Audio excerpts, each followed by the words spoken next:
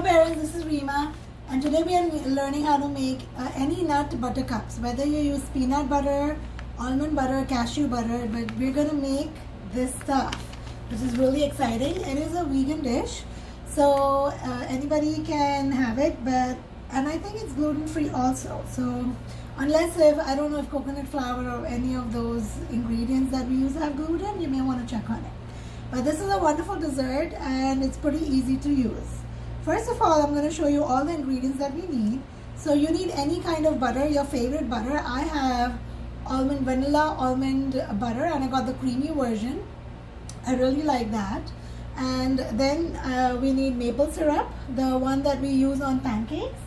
Right? So I'm just going to show the ingredients and put them aside for you. Coconut flour. If you don't have coconut flour, you can use rice flour instead. Coconut oil. And semi-sweet chocolate chips. You could use dark chocolate chips also, or if you want a sweeter version, but semi-sweet should do it. I think it's pretty sweet, the dessert overall. I have sprinkles. I've added that to my own to the recipe. It's my own ingredient, and I think that's about it. Coconut oil, chocolate chips, coconut flour, maple syrup, almond butter. Yeah, we're all set with our ingredients. Now let's see what is the first step.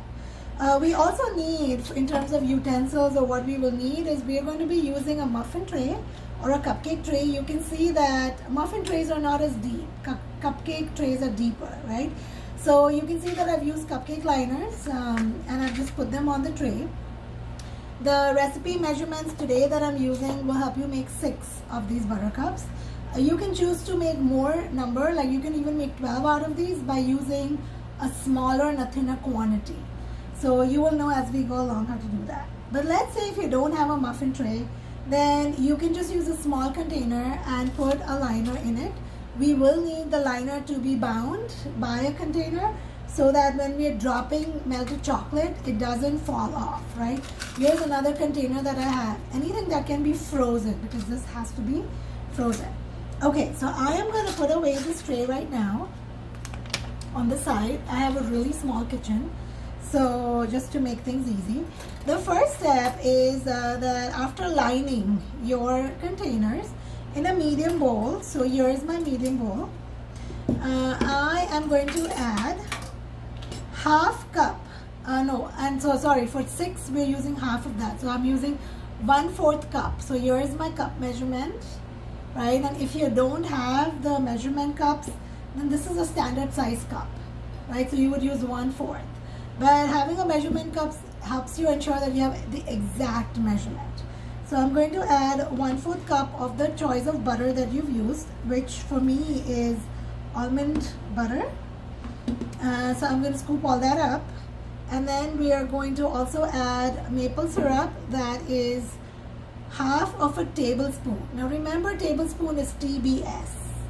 Remember, your TSP is going to be teaspoon, but tablespoon will be called as TBS. So I'm going to put half tablespoon of maple syrup in the bowl along with the almond butter. And you can teach your children, we can teach our children to scoop and then level it, right? Let go of the extra syrup and keep the container that you're scooping from close to the container in which you're putting, so that you're not dragging the food along the way, especially sticky creamy foods like these. And we are going to add, so let's see, we need almond butter, maple syrup, and coconut flour. So we need, I think I had coconut flour, yes, here. We need, how much coconut flour? Half a tablespoon. So I have half a tablespoon over here. I don't know if you can read, literally over here. I have already removed that and I have kept that ready in a container. So I am going to mix all of these and I'm going to whisk them. But before I do that, before I whisk them, I am going to take 1 cup of semi-sweet chocolate chips, or whatever your version is. 1 cup of that. I'm going to put that in a medium container, right? You want it to be slightly bigger than the cup. You don't just want to fill it, because we want it to melt in the microwave. And I'm going to shove this in the microwave first for 20 seconds. I will take it out and I will slightly stir it, move the chips, and then again put it for 20 seconds in the microwave. Now, no certain microwaves may be stronger, or maybe mostly you need at least 20 seconds. But if your microwave is not as good functioning, not as strong in its intensity, then you might need to run this for much longer. Okay, so I'm going to let you know how many seconds I needed. Okay, so I had put them for 30 seconds in my microwave, and you can see that they've begun to melt. It's getting sticky. So I'm just going to move it around a little bit. You can see at the bottom, it's already, the chocolate is melting. So I will stir this around a little bit, shove it back into the microwave for 30 seconds. In the meanwhile, the first ingredients in the medium bowl, which was the almond butter, maple syrup, and the coconut flour, I mixed it all up together. And I use a whisk, but sometimes with a whisk, it can get stuck and hard to remove all the extra parts. For kids, it can be frustrating. So you can just use your finger and hand, only that you have to stir harder. Like it will use up your muscles more, and it can be a good hand exercise. So I'm just going to make sure that I make this soft and nice, and put these chips back in the microwave and bring them out. The purpose here is to be able to have these in melted form, right? You don't want to see them in chip form. Now, I also wanted to emphasize the importance, especially if you're teaching kids to cook, the importance of tying your hair, washing your hands, good hygiene in the kitchen before you start, right? So wash your hands with soap and water, make sure their hair is tied and extra hair has been removed out of the way. And then the countertops can be covered with foil, or I like to put placemats or table mats sometimes, but also chopping boards, right? These are flexible chopping boards, and a piece of cloth or paper towel to always have handy to wipe our hands down. All right, so I'll see you back once the chocolate chips are done. So here we are in just 30 seconds each time. 30 seconds the first time, then I took a break, I stirred the chocolate chips in another 30 seconds. The melted chocolate is completely ready. And believe it or not, we're ready to now plate our muffin trays. All right, to make our nut butter cups. It's pretty simple. So children just need help with the microwave, if at all. Now what I do is I like to add sprinkles for the crunch, because I'm a crunchy person. I like it. My daughter likes it too. So I have added some sprinkles to the almond butter. If you want, you can just add them at the bottom or the top of the tray, or do both. It also looks good with sprinkles on the top. It's a matter of preference. So what we're going to do is we need 1 teaspoon of the 1 teaspoon over here, and then we need 1 tablespoon. Okay, we're going to take 2 teaspoons, sorry, so we're going to measure 1 teaspoon of the melted chocolate. Make sure you just level your spoon to remove all the extra chocolate from dripping. And then we're going to pour it into, hold the cupcake liner with one hand, and then allow that melted chocolate to drop into the liner.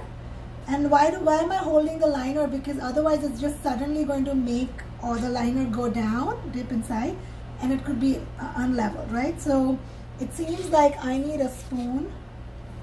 Maybe I need to melt my chocolate a little bit more. If the chocolate is too thick and too sticky, it's going to keep it from falling and flowing easily. We need a layer of the chocolate at the bottom. So I think I just need to melt it a few more seconds, like 10 seconds or so. I'm going to do that and see you back. Okay, so here we go. So you see that I did have the nice melted chocolate, and I put a layer of the melted chocolate at the bottom. And you're going to do that for each of the liners. I'm just going to show you one more. This is the first cooking video that I'm ever making. I'm wanting to make cooking videos in a long time. I love hosting friends and family, and people usually appreciate my food, and they like, I get a lot of compliments for being a good host, and I've been told many times to start a cooking channel. So there, you might have to level it a little bit. And then, as per the recipe that I am following, it's from a local store, to be honest. They have mentioned to use 1 tablespoon of the almond nut butter that we're going to level on top of this melted chocolate. But I don't like too much of the nut butter coming into my mouth. So I'm only going to use half a tablespoon, and I am going to use a spoon to help me scoop it out if it doesn't fall easily. Right? So now again, with the scoop, You can choose to, if your kids want it to be like a little bulb, a little ball on top, they can choose to keep the scoop like that. Or you can choose to flatten it a little bit. That's a choice you have. Again, like the risk there is you don't want it to fall through the melted chocolate, right? The melted chocolate layer has to be at the bottom. And so what I'm doing is I'm just tapping it to flatten it more. You can see over here that I've flattened it quite a bit, right?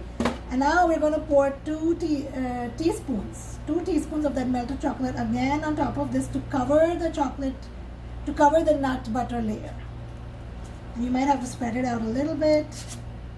Sometimes if you don't want a very thick nut butter, I am only going to use 1 teaspoon on the top because I don't want the chocolate nut butter to be very thick. I want it to be thin in slices. So here I just put 1 layer, 1 teaspoon of melted chocolate, but you could put 2 if you want thick chocolate and just a little bit of butter in the center.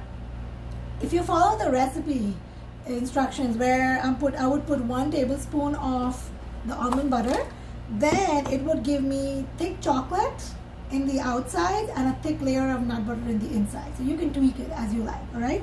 So same thing, if you don't have the trays, you're going to do the same thing in your container and cover that container with foil and freeze it. After we're done, we're going to freeze it for just 20 minutes, 20 to 30 minutes. Again, depends on how many things we have in a freezer, how good is the freezer unit.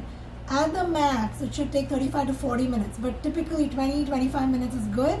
You freeze it, you bring it out, and you're ready to eat it. It's pretty simple. This is Reema Desai from The Guiding Star signing off. I hope you enjoyed this recipe.